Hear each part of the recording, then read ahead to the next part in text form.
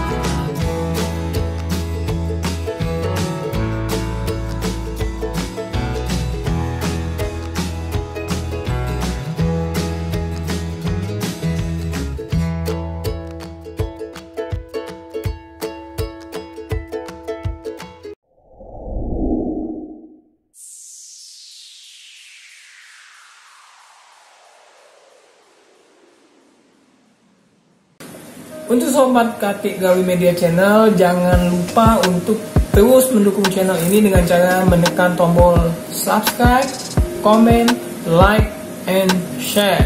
Yaitu channel yang sangat-sangat bermanfaat bagi para pecinta software, aplikasi, dan dunia komputer.